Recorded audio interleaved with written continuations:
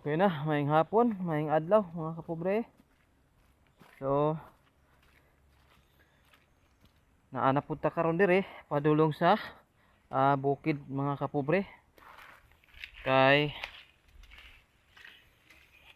maghagbas na punta mga kapobre no. So, hinahinay lang ta bisan og ulan ang panahon. Oh, medyo ngit-ngit ang kalibutan. Anhi lang gyapon ta kay para aduna tay agi mga kapobre. Bisan og hapon na. Kay mga 2 ka oras okay na. Dako na ato ang agi mga kapobre. So naata karon diri no. Kay maghagbas na punta sa atong gamayng tanom sa kakawan mga kapobre. Kay kani akong gibuhat mga kapobre pag recover sa tanom. Kay medyo nabagnutan gyud, napasagdahan. Mo nang akong recoveron mga kapobre. So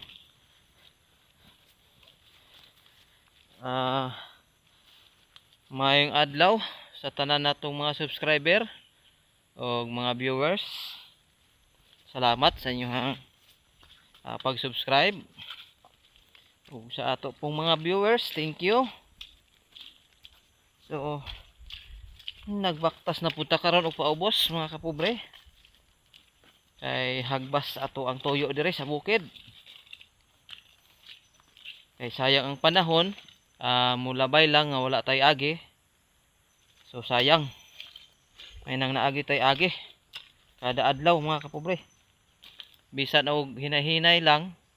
So naagi makita nga agi kada adlaw. Muna ato ang tuyo dire. Kay maghagbas ta. So atong sundang nasa luyo. Para di na ta magunit.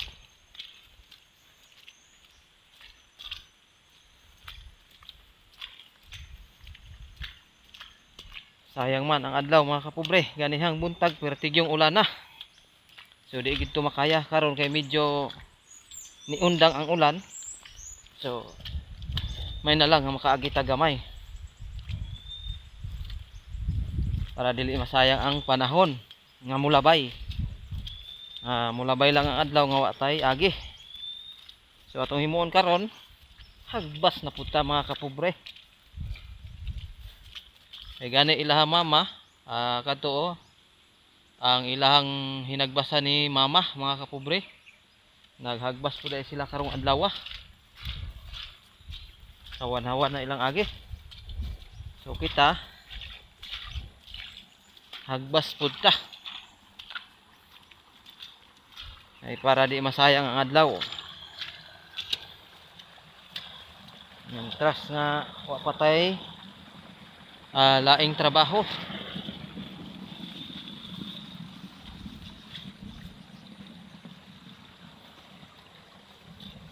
So diretso ta sa area mga kapobre. Kay para diretso na taog hagbas. Unya na ta mo adto sa payag ni mama mga kapobre.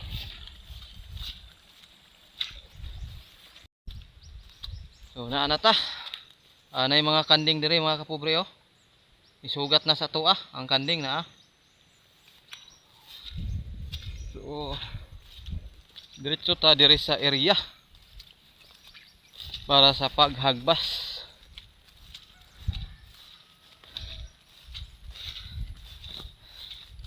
Para dili masayang ang panahon. Kumbati lang yun mga kapobre.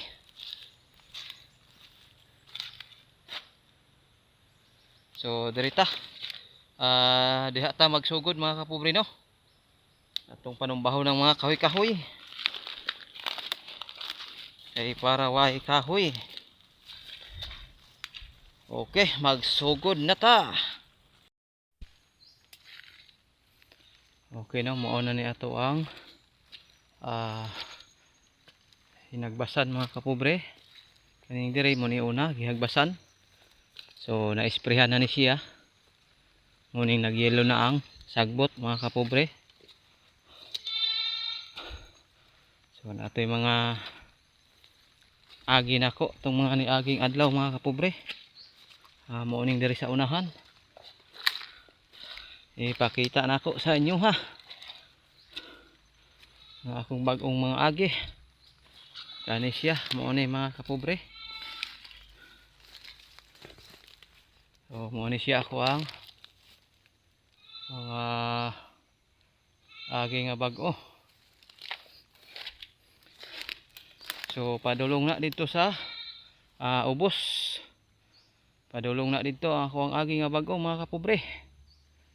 So dire ang wala mahagbas kanina lang sa ibabaw gamay. Kani kana diha dapita mga kapobre. So mga bugang bugangan. So ato pa ni karong iban-ibanan para magamay-gamayan gyud no mga kapobre. So pag sunod bulan og natoy mga gamayng kwarta magpa inadlaw ta, so gamay na lang. Madala na lang og isa ka adlaw nga patarbaho mga kapobre. So mo ni ang agi nako no mga kapobre. So muna ni ako ang area mga kapobre. Padulong dito ana diha dapita. So morning mga kakaw nako no mga kapobre nga ako ang recover para balik og ka puslan mga kapobre.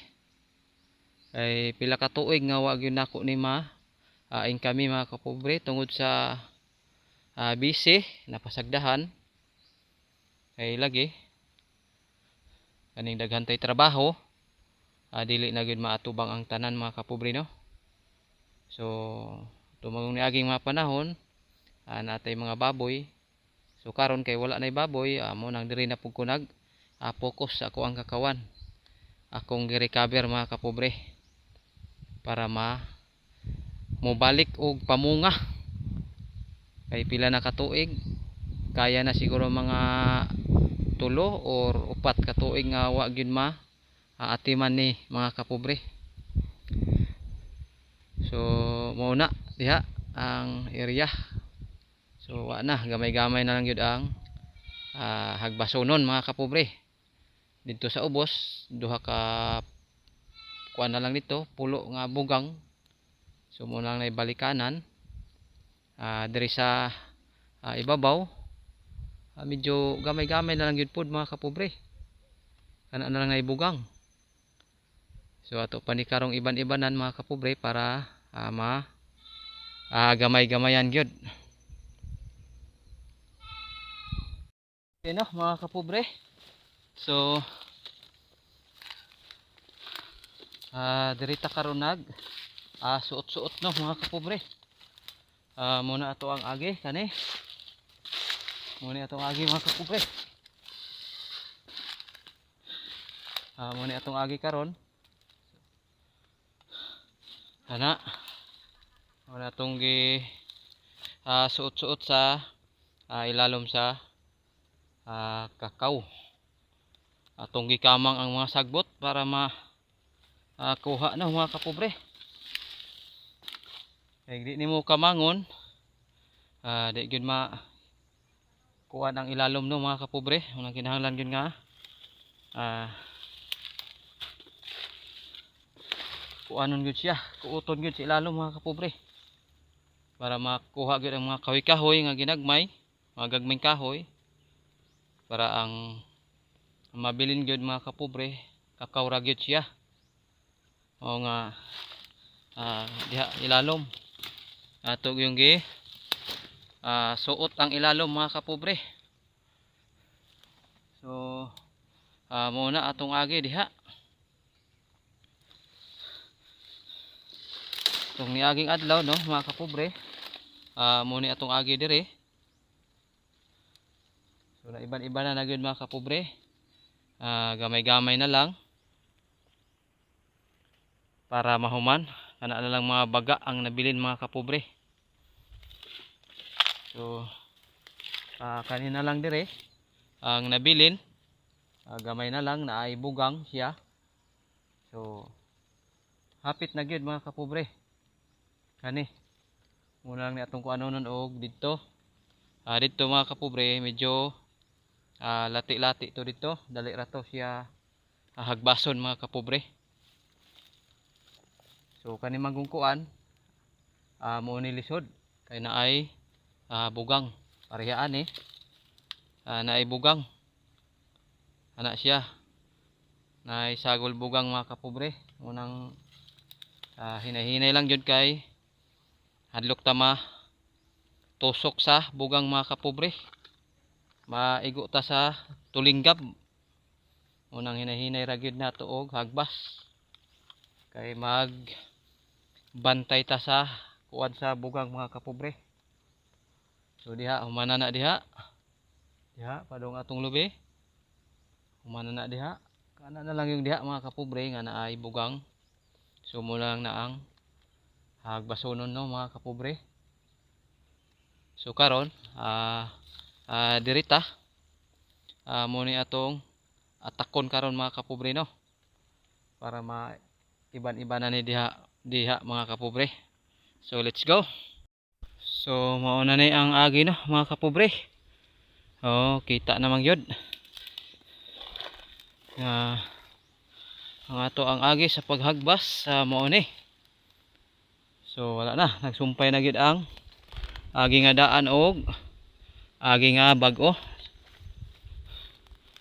So hinay no mga kapobre, na iban-iba na gyud o hapit na gyud mahuman mga kapobre.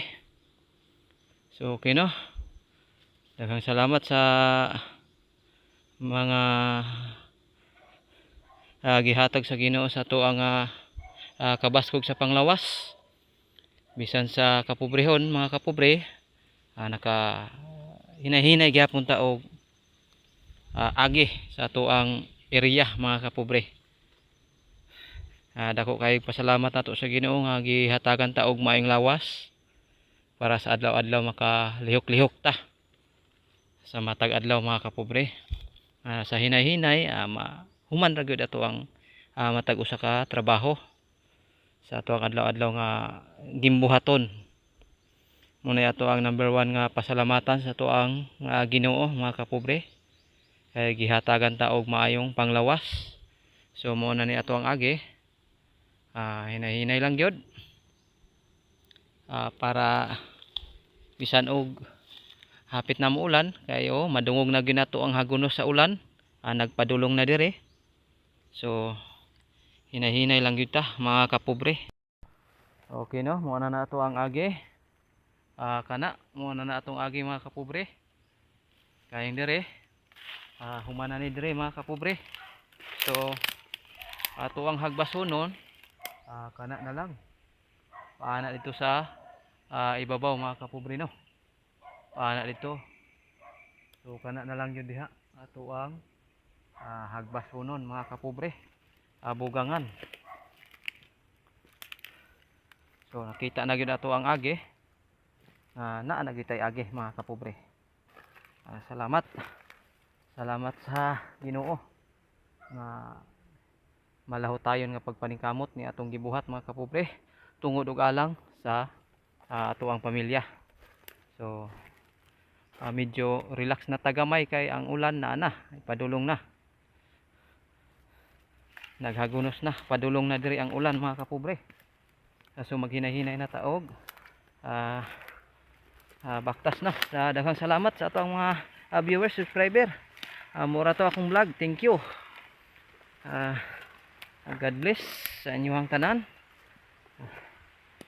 Kay ulan na mga kapobre. Bye bye.